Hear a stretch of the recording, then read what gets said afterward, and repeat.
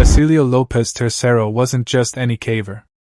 Born in Spain, this 44-year-old adventurer grew up squeezing through tight cave passages, his heart racing with every step into the unknown. His friends were in awe of his knack for navigating deadly cave systems, mapping out their hidden dangers while uncovering secrets buried for centuries. With a razor-sharp memory and a burning drive to explore uncharted caves, Cecilio wasn't just good at caving, he was a legend. For him, pushing the limits of exploration wasn't a hobby, it was his life's blood. The thrill of discovering something no one else had seen in thousands of years? That's what made every risk worth it. Cecilio dreamed of cementing his name in history, finding archaeological treasures that would land in museums worldwide. He'd been caving for over 22 years, from the jagged caves of Mexico to the ancient systems of Uzbekistan and Italy. But one place called to him louder than any other: Peru. Its deep, uncharted caves held mysteries waiting to be uncovered, and Cecilio was determined to be the one to find them. Have you ever chased a dream so big it almost consumed you? Drop a comment below and tell us what drives you to take risks. And if you're loving this story already, smash that subscribe button so you don't miss more heart-pounding adventures like this one. One sunny day in Spain, Cecilio met a friend for lunch, and everything changed. Over a plate of tapas, his friend mentioned a cave in northern Peru called Intimachay, or Cave of the Sun, in the local Quechua language. Tucked deep in Peru's Amazon region, this cave was no ordinary hole in the ground. It was the second deepest cave in Peru, stretching over 1.5 miles long, and its depth more than 1,200 feet into the earth. Rarely visited, it was a beast to navigate, with rumors swirling about its archaeological riches. Museums were starting to take notice, and for Cecilio, this was the ultimate challenge. He had to be the first to conquer its uncharted depths. Cecilio rushed home, his mind racing. He went into research, looking over maps and reports about Intimachay. The more he learned, the more obsessed he became. This wasn't just a cave, it was a chance to live a story worthy of a Hollywood blockbuster. By August 2013, he had a plan. He assembled a small team of expert cavers, warning them this was a volunteer mission and no walk in the park. Intimachay was a monstrous cave, requiring ropes for 80% of the journey. Its narrow passages and vertical shafts were claustrophobic, lined with razor-sharp rocks and sudden pits that could swallow you whole, some as deep as 600 feet. The temperature inside could dip below 50 degrees Fahrenheit 10 degrees Celsius, with 100% humidity that made every move feel like wading through a swamp. The cave's owner, Javier Farge, who first discovered it, met with the team and laid it all bare.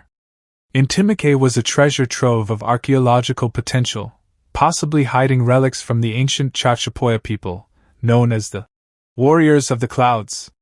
But it was also a death trap. Its remote location and vertical drops meant that if someone got hurt deep inside, rescue was impossible. "You go in there, you might not come out," Javier warned. Most people would have backed out, but not Cecilio. Those warnings only fueled his fire. Their first trip in 2013 was a test run, exploring the cave's known sections. They found ancient remains, bones and artifacts hinting at the Chachapoya's sacred burial rituals, but only took photos, planning to return for more. The trip confirmed one thing: Intimachay had way more secrets to reveal. Cecilio's team caught the attention of Peru's Lame Bamba Museum and the Melqui Center, a group dedicated to preserving Peru's natural and cultural heritage. Both organizations sponsored a second expedition, granting Cecilio rare permits to explore the cave's protected areas, which were off-limits to foreigners due to their sacred status. If you're fascinated by ancient cultures or the thrill of caving, let us know in the comments what you'd risk to uncover history's secrets.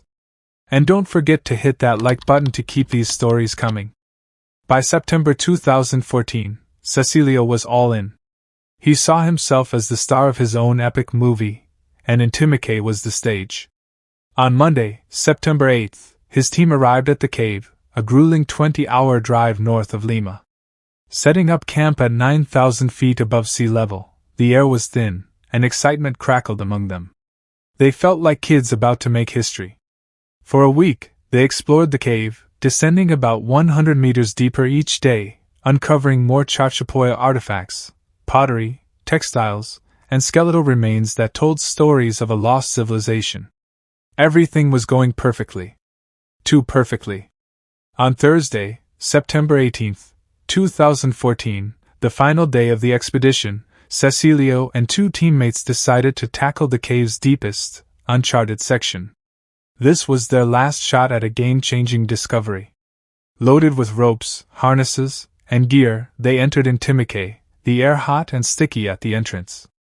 Sweat dripped from Cecilio's brow as he climbed over jagged boulders, leading the way through a narrow horizontal shaft. Dust clung to their skin, and every step was a gamble on uneven rocks. They reached a vertical shaft and anchored their ropes, descending smoothly. But Cecilio wanted to go deeper than planned, chasing that one-in-a-million find. At 1,300 feet down, they were in uncharted territory, the most dangerous part of the cave. The passages were so tight they had to twist their bodies to squeeze through, their headlamps casting long shadows on the walls. Every moment was a test of nerve and skill, with the team scanning for ancient relics while battling the cave's suffocating grip. They were exhausted, so they set up a small camp to rest, eating and joking about their incredible journey. However, the break was short. They went further to face a tricky descent, anchoring ropes to a rock wall that looked solid but felt risky. If the anchor failed, a fall could send them into a pit of jagged rocks below. Cecilio, always the leader, went first.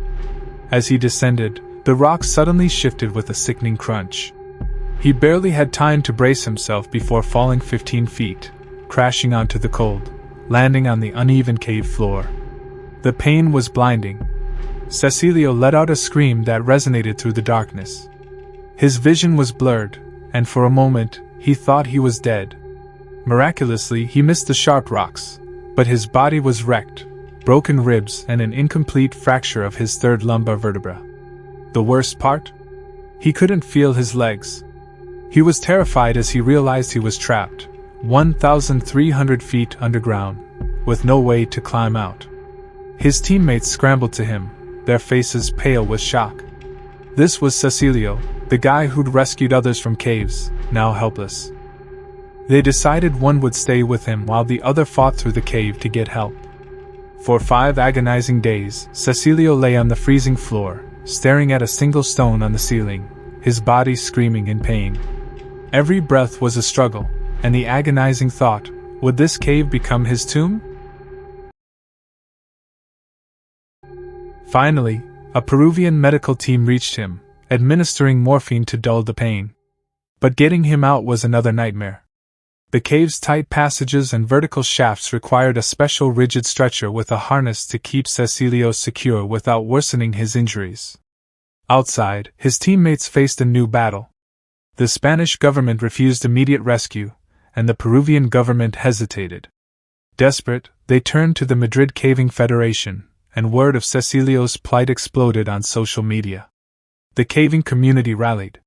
10 of Cecilio's closest friends flew to Peru, ready to risk their lives to save him. Soon, hundreds of volunteers from Spain, Italy, France, and Mexico joined the effort, alongside 40 Peruvian soldiers and firefighters.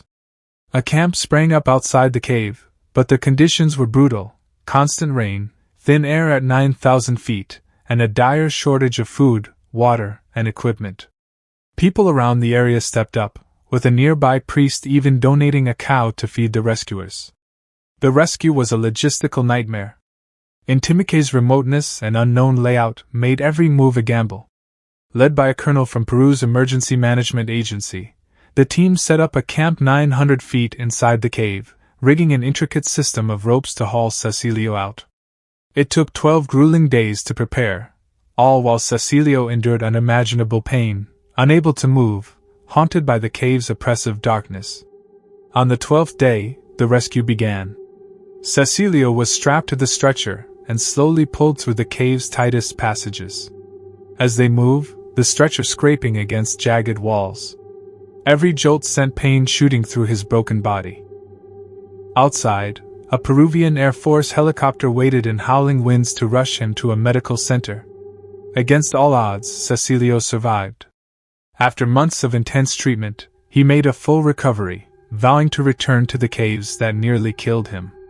This story is a chilling reminder of how far passion can take you, and how close it can bring you to death. If you're as gripped by this tale as we are, hit that like button and share it with your friends. Drop a comment below. Would you dare to explore a cave like Intimachay, or is this your worst nightmare? And if you want more terrifying true stories of survival, subscribe now and ring the bell so you never miss a video. We've got plenty more disasters and adventures waiting for you. Thanks for watching, and we'll see you in the next one.